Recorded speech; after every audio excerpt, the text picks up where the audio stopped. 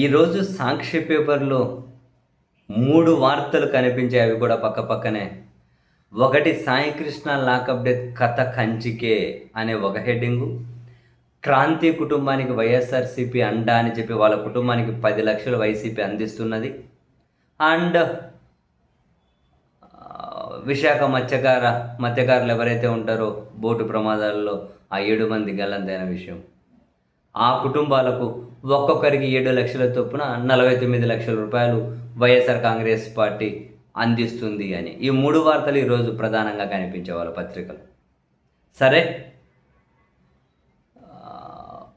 కష్టాల్లో ఉన్న కుటుంబ సభ్యులను కోల్పోయిన ఆ కుటుంబానికి ఆర్థిక సాయం అందించాలి అని చెప్పి ఒక రాజకీయ పార్టీగా వాళ్ళు భావించడంలో తప్పు లేకపోవచ్చు. కానీ కొన్ని కీలకమైన కేసుల్లో కూడా కుటుంబ సభ్యులు రాజీ పడుతున్నారు అనే వార్తలు నిజంగా విస్తుగొలిపే విధంగా, విస్మయపరిచే విధంగా ఉంటూ ఉన్నాయి. వెనకలు ఏం జరుగుతుందో మనకైతే తెలియదు. కానీ ఇప్పుడు మరీ ముఖ్యంగా సాయికృష్ణ కుటుంబానికి కూడా 25 లక్షల రూపాయలకు పైగానే సాయం చేసినట్లుంది వైసీపీ.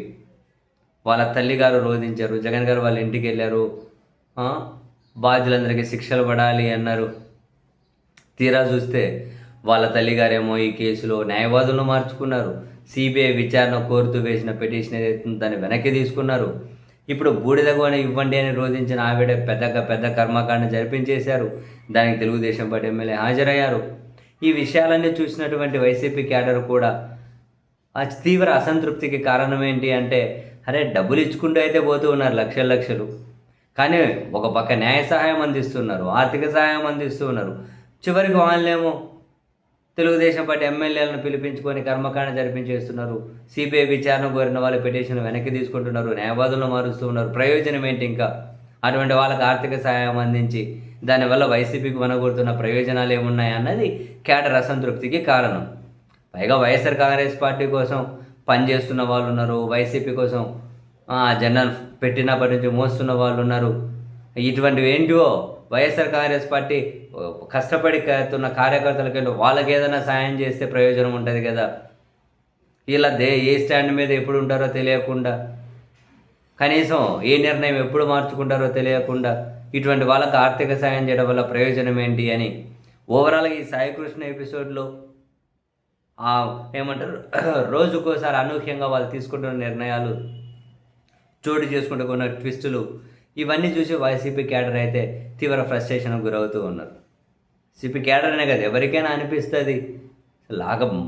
పోలీసులు తీసుకెళ్ళి కొట్టి చంపేసి బూడిద మాయం చేయడం ఎంత పెద్ద సంచలనం అండి.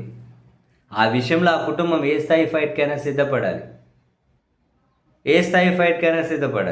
కానీ ఏం జరుగుతుంది అన్నది $1,000,000 ప్రశ్నే. అందుకని ఇప్పుడు వైఎస్ఆర్ కాంగ్రెస్ పార్టీ అంత ఆర్థిక సాయం చేశారు, ఏం ప్రయోజనం అనే ప్రశ్న వాళ్ళ క్యాడర్ నుంచి అయితే రావడం ధర్మమే కదా. వాళ్ళ క్యాడర్ ఈ విధంగా అసంతృప్తి వ్యక్తం చేయడం ఖచ్చితంగా ధర్మమే. సరే, ఒక రాజకీయ పార్టీగా అండగా ఉండాలని వైసీపీ కోరుకోవడం, ఆ మేరకు వాళ్ళు సాయం చేయడం తప్పేమీ కాకపోవచ్చు.